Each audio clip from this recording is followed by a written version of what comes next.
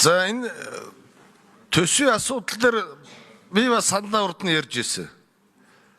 Эмнэлгийн бүтц оронтойгоо шинжилээ. Сонгуул болгон дээр оронтой нэмсээр байгаад одоо ингээд нэмэгдсэн. Сургууль цэцэрлэг, эрүүл мэндийн салбар.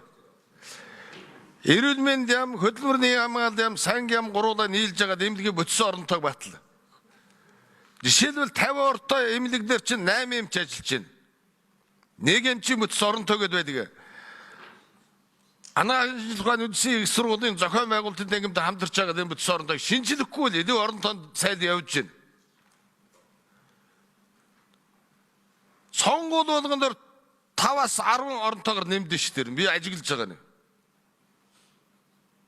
Жинхэнэ эмнэлгийн бүтц оронтойг шинжилэхгүй л энэ ерөөсөө зүгээр болохгүй юм чинь.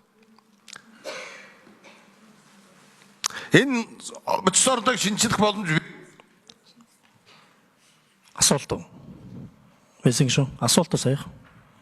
За сая энэ бүтц оронтойг шинжлэх төлөвлөгөө төсөөлөл байна уу? Хэн хариулах вэ?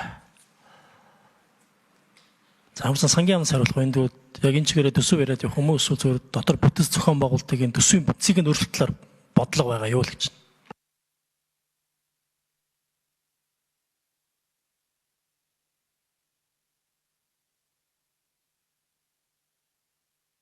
Микрофон тав. За бид бол та нэрээ хэлээд ягараа протокол сангийн амны төрийн нэрийн бичгийн дараа гамбат. За төсөв маань өөрөө дийлэнх нь бол цалин тэтгэвэр халамжийн зардал гэдэг энэ зардлууд ер нь яг төсвийн зарлагын ялангуяа урсгал зардлын бүтцийг нь аваад үзэхдээ дийлэнх нь бараг цалин тэтгэвэр нийлээд нэг 60% нь бол эцэлж байгаа. За бид бол энэ олон жил сангийн яам холбоод салбарын яамдууд ялангуяа гэр бүлийн нийгмийн хамгааллын яамд хамтраад энэ төрийн албаагчдын цалингийн асуудал ер нь ямар бодлого бид ер нь баримталж явах яах ёстой гэдэг дээр нэлээд ажиллаж ирсэн.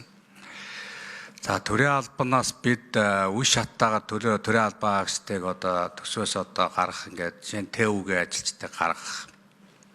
За яг төрийн албаагч гэдэг ямар английн хүмүүсд орох ёстой юм бэ гэдэг энэ тал дээр бол нэлээд ажлууд хийгээд зарим нь хэрэгжээд явж байгаа. За